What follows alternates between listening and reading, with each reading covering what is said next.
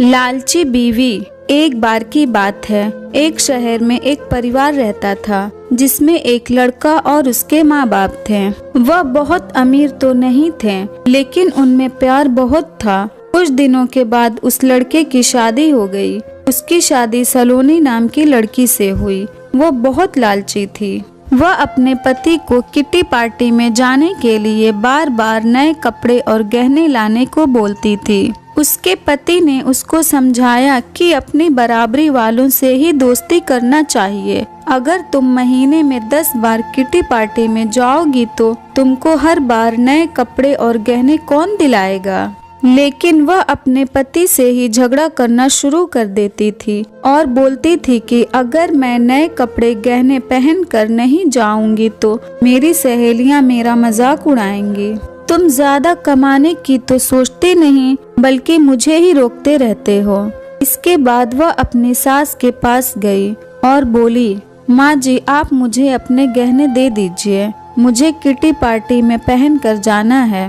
उसकी सास हैरान होकर बोली, हमारे समय में बहू अपनी सास को गहने रखने के लिए देती थी, लेकिन तू मुझसे ही गहने मांग रही है। उसकी इन हरकतों से सारा परिवार दुखी था। एक दिन सलोनी की सहेली शिल्पा घर आई। उसने सलोनी की सास से सलोनी के बारे में पूछा। उन्होंने बताया कि सलोनी पार्टी में गई है। शिल्पा ने सलोनी की सास से पूछा, आप इतनी दुखी क्यों दिख रही हैं? तब उन्होंने सारी बात बताई कि सलोनी किस तरह बार बार नए गहने और कपड़ों की डिमांड करती है और सारे पैसे इन पर ही खर्च कर देती है। वह शिल्पा से पूछती हैं कि ज्यादा जरूरी क्या है, रोटी या ये दिखावा। शिल्पा ने कहा कि जरूरी तो रोटी है, लेकिन सलोनी को यह बात समझानी होगी। सलोनी की सास ने पूछा, वह कैसे? इसके बाद शिल्पा ने कहा, देखते जाइए। शिल्पा ने अपने जितने भी गहने और नए कपड़े थे सब लाकर सलोनी के घर रख दिए और उनका सारा राशन और फर्नीचर लेकर अपने घर चली गई। जब सलोनी घर आई तो अपने अलमारी में नए गहने और कपड़े देखकर बहुत खुश हुई।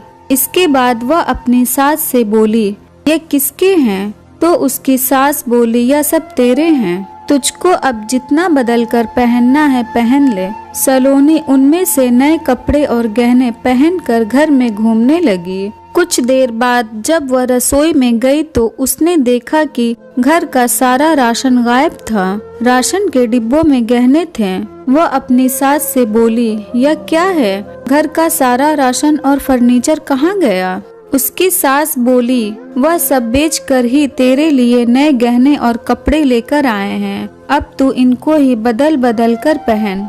सलोनी बोली, लेकिन गहनों से पेट थोड़ी भरेगा, खाना तो खाना ही पड़ेगा। तभी सलोनी की सहेली शिल्पा भी आ गई। उसने कहा, जब पहले तुम्हारी सास ने तुमको समझाया तब तुम नहीं मानी, इसलिए हमने ये सब किया। अगर तुमको लगता है कि तुम्हारा पति पर्याप्त नहीं कमाता तो तुम खुद नौकरी क्यों नहीं करती? तुमको इन फालतू के दिखावे से बचकर अपने घर पर ध्यान देना चाहिए। अब सलोनी को अपनी गलती का एहसास हो चुका था। इस कहानी से हमें यही सीख मिलती है, फिजूल खर्ची से बचकर जरूरी चीजों पर ध्यान देना चाहिए। अगर ये स्टोरी आपको अच्छी लगी हो तो इस वीडियो को लाइक करें और नए हैं तो हमारे चैनल को भी सब्सक्राइब करें।